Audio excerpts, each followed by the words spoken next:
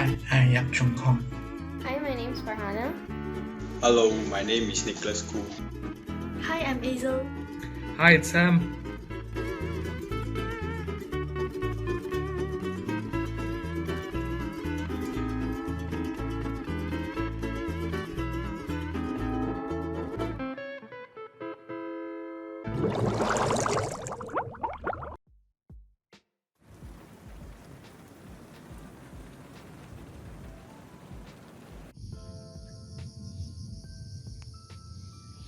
Hi, my name is Sam and I am a part-time farmer. Actually, this isn't really my farm, it is my mother's, but I do take care of the vegetables a lot.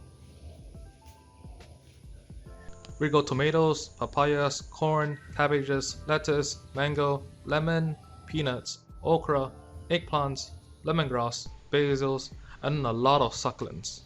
And in case you're wondering, we use store-bought, earthworm compost and food scrap compost as fertilizers. I do think fertilizers make a difference. My vegetables have been growing well, but once during the flood, most of my vegetables were overwatered and died. In my household, we practice to never use chemical fertilizers as it is more healthier for plants. To me, vegetables aren't my expertise, but I love keeping aeroids and houseplants. For houseplants, I would never use food scraps compost as they would stink up the house a lot. But what I do is use my turtle manure as fertilizers. It's okay, I clean it every 2 weeks before collecting what I need. Apart from that, I use banana peel tea and eggshell powders as multivitamins too. And if any of y'all think turtle waste isn't effective, here's an experiment I did for about a month. The plant is Alocasia amazonica. They both were repotted on the same day, same humidity, same watering schedule, but the plant on the right has been watered with turtle manure every 2 weeks. The results are obvious. It's absolutely effective. If you're planning to do farming or plant keeping, I recommend you to get fertilizers as they would definitely show results. However, prices aren't cheap as chemical fertilizers, but we will get into that shortly.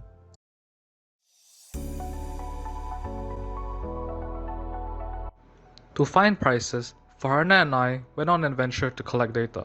As we both lived in Sepang, we went to places near us, Kota Warisan, the place where Siaman University Malaysia is located. Our first destination was EconSafe KIP Mall. It's Sam and now we are at EconSafe Sepang and I'm here with Farhana. And, well, currently we are here to do price comparisons between organic fertilizers and, homemade fertilizers for compost. fertilizers.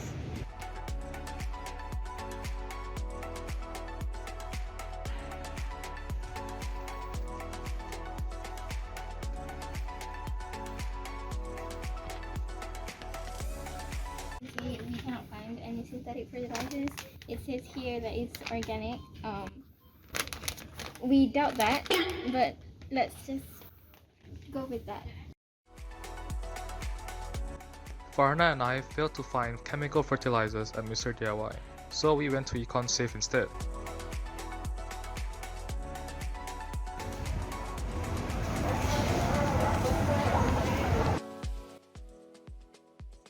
It's organic soil. Organic. So as you can see here, we cannot find fertilizers. We have fertilizers mixed with soil. They cost about 11 ringgit if you were to round this off, right?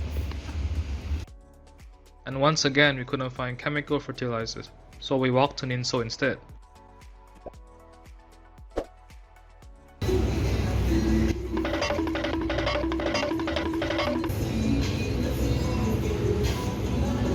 And we finally found it, 10.90 for chemical fertilizers, and there's more. It's about 15 ringgit for the big bag, and 2 ringgit for the bottles. Today we have proven that chemical fertilizers cost way less than organic fertilizers. Will you still buy them? Now, the problem arises. What's wrong with the chemical fertilizer?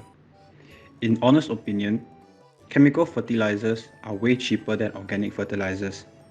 It allows farmers to grow crops in a short matter of time to meet demands. But over a long time, chemical fertilizers will definitely harm the soil. Here are some pros and cons. Firstly, pros.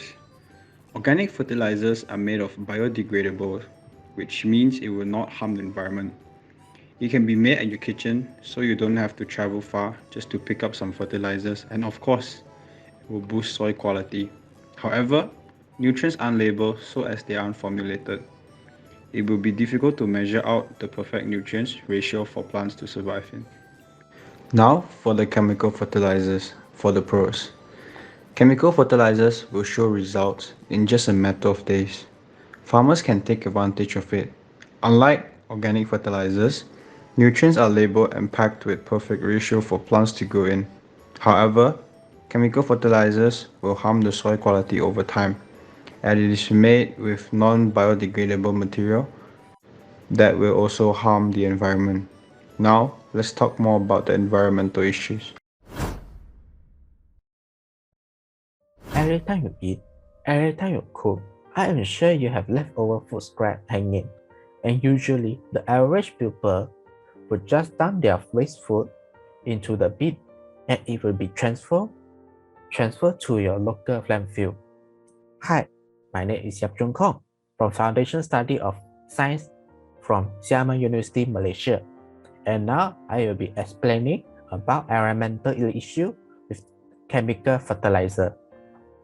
According to NST, 49% of landfills are from food wastage. This is bad for the environment. Even plastic are only 40% of landfills. Firstly, I'd like to talk about water pollution. Food scraps from landfill will usually leak and drip all over land. Bacteria start building up and use food scrap as energy source. Then, when the thunder rains come, it washes them into the nearest water source, causing a massive build-up of stinky, dirty water. In addition, algae, which is a water plant, would populate. Even though more algae growing will fill the ecosystem, it is just the bacteria that will feast on algae and grow even more too. And during darkness, algae produce methane gas, which is harmful to our environment. Increasing the growth of algae means more methane for us, causing a low oxygen supply in water, means more life dies. In addition, food scrap waste in landfills will cause air pollution too. Just what I explained, food scrap will sit and rot, throwing off methane gas as they do so.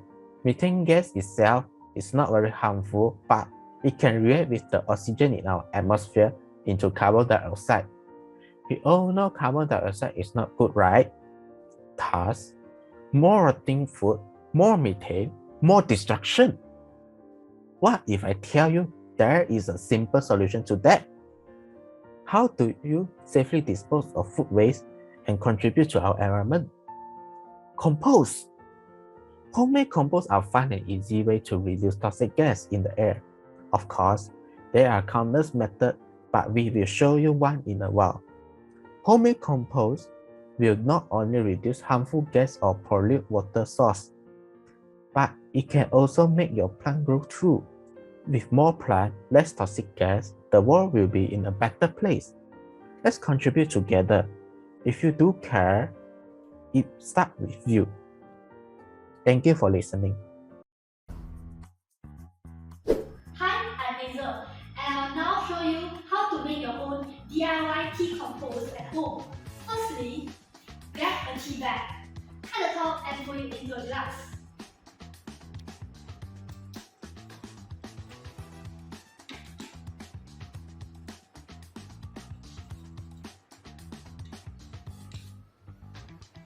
Then, add 1 spoon of both.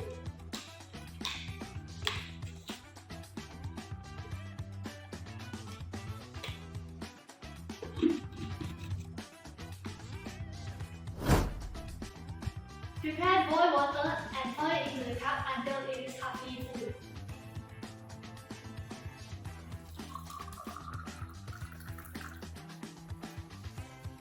Now, let it chill and ferment for at least 1 hour. The longer, the better.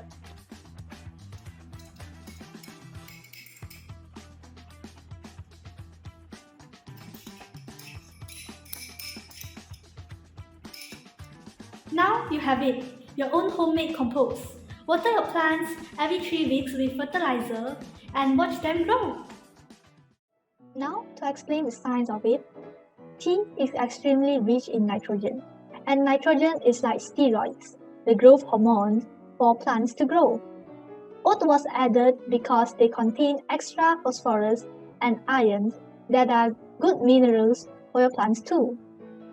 The boiled water acts as sanitizing agent and also pull out the rich essence of the tea.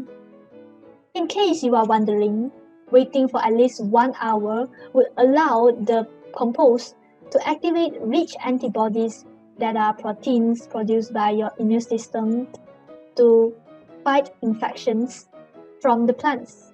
Plants do that as a self-defense response to fight diseases. The longer, the better.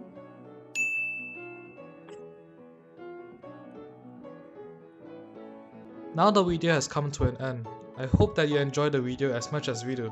Thank you for joining us.